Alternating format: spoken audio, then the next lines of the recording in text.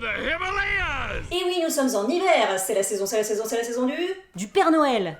Non, on s'en fout du Père Noël, c'est la saison du Yeti. Bah attends, le Yeti il vit pas que en hiver. Celui que vous venez de voir, il est dans Monstres et compagnie, il apparaît très peu de temps dans le film, donc si ça se trouve, en fait, il n'y a que la moitié d'entre vous qui a vu Monstres et compagnie, et le quart de cette moitié qui se souvient qu'il y avait un Yeti dans le film. Mais aujourd'hui, nous allons parler de Yeti dans des films où il tient le rôle principal, le haut de l'affiche, mesdames et messieurs, le Yeti. Abominable! Can you believe that? Do I look abominable to you?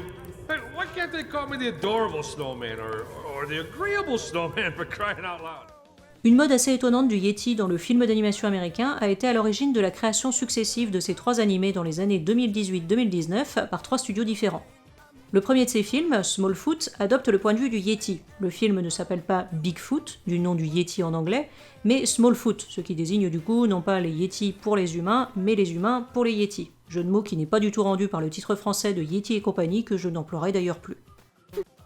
Le début du film se passe dans la montagne où se trouve le peuple des Yetis et leur mode de vie nous est raconté par l'un d'eux, Migo, qui sera le personnage principal de l'animé. Ce film retrace la rencontre du Yeti avec un humain, Percy, et la compréhension qui s'établit entre eux malgré la différence de langue.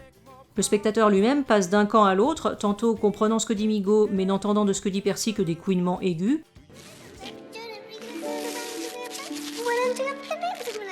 tantôt comprenant ce que dit Percy mais n'entendant que des grognements de la part de Migo. Le concept est poussé plus loin que dans Ratatouille par exemple. Dans ce dessin animé, le langage des rats est parfois rendu compréhensible, comme par exemple lorsque les rats discutent entre eux, et parfois non lorsque le spectateur les entend comme peut les entendre généralement un humain, c'est-à-dire avec une suite de couinements. En revanche, les rats peuvent parfaitement comprendre les hommes, comme le montre l'exemple de Rémi, le héros de l'histoire, qui n'a pas besoin de traduction pour saisir le langage de son ami humain. Dans Smallfoot, l'incompréhension au niveau du langage est mutuelle et l'échange doit donc se faire par d'autres moyens.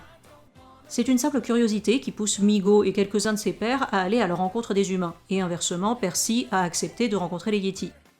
Dans Monsieur Link, c'est plutôt une démarche scientifique qui pousse le personnage principal, Lionel Frost, à partir à la recherche du Sasquatch. Ce terme, utilisé comme synonyme de Bigfoot en anglais, désigne aussi bien le Yeti des montagnes que des créatures semblables par leur taille et leur apparence humanoïde, mais vivant dans des régions boisées des États-Unis.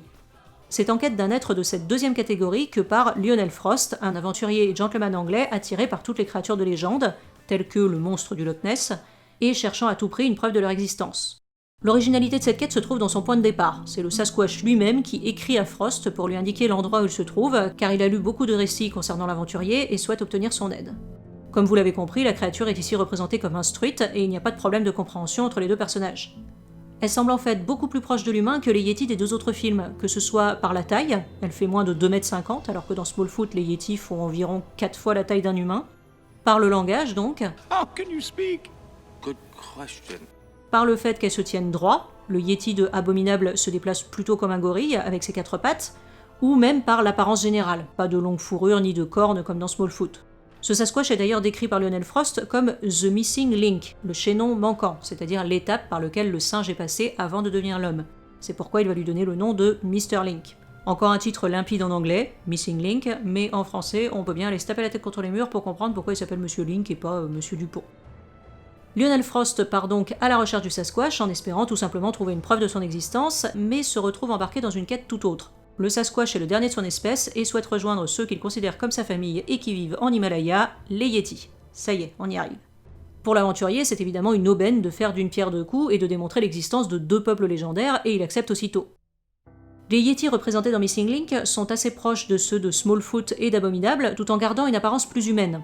Ils ont plus de poils que le Sasquatch, pour se protéger du froid sans doute, ont une couleur de peau bleue, contrairement au Sasquatch qui a une teinte plus proche de l'humain blanc, mais maîtrisent comme lui le langage des hommes, se tiennent sur leurs deux jambes et ont une forme de visage semblable. Ils reconnaissent le Sasquatch comme étant de leur famille, ils le nomment leur cousin de la campagne, mais refusent de l'accueillir parmi eux. Dans Smallfoot, le peuple des Yetis est partagé. Certains craignent d'aller à la rencontre des humains car leur existence a déjà été mise en péril à cause d'eux. Pourtant, ils sont prêts à tirer un trait sur le passé et à essayer de nouer des liens avec eux. Dans Missing Link, les Yetis forment une communauté fermée qui cherche à tout prix à garder son existence secrète et prête à rejeter même des cousins un peu différents d'eux dans le but, selon eux, de se préserver. J'ai parlé de démarche scientifique pour caractériser l'entreprise de Lionel Frost. Celui-ci s'intéresse avant tout au Sasquatch en tant que Missing Link. Lors de leur première rencontre, il l'observe, le mesure, s'émerveille de sa capacité à s'exprimer, mais ne fait aucun cas de ses sentiments, et ne tient compte de sa volonté de trouver les Yétis que parce qu'elle rejoint son propre désir de découverte. Le Sasquatch en tant que créature existante est pour lui une découverte extraordinaire, mais il s'intéresse peu aux représentants particuliers de cette espèce qu'il a rencontrée. Il pense plutôt au succès qu'il lui permettra de remporter dans son milieu d'explorateur et d'aventurier. Cette image de scientifique froid et sans cœur qui n'agit que par intérêt pour ses théories ne tiendra pas jusqu'à la fin du film en ce qui concerne Lionel Frost, et celui-ci considérera alors Monsieur Link plus comme un ami que comme un sujet à observer. On relèvera un phénomène comparable dans Smallfoot. Percy est un ami des animaux et tient une chaîne de reportages animaliers dont l'audience a baissé au fil des années au point qu'il a perdu tout intérêt pour son métier et ne cherche plus qu'à regagner son public par n'importe quel moyen. Sa rencontre avec les Yétis est une aubaine pour lui et il a d'abord l'intention de s'en servir pour récupérer son audimat, mais très vite, sa passion première reprend le dessus et il ne s'intéresse plus qu'aux créatures en tant que telles et à la communauté qu'elles forment. Dans Abominable, on retrouve deux personnages semblables à ceux que je viens de décrire.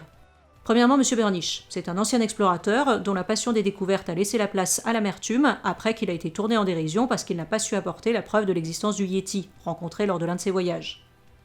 Deuxièmement, le docteur Zara, employé de M. Burnish, elle est chargée de s'occuper du Yéti que son patron a réussi à se procurer afin de redorer son blason et de donner la preuve au monde entier de l'existence du Yéti.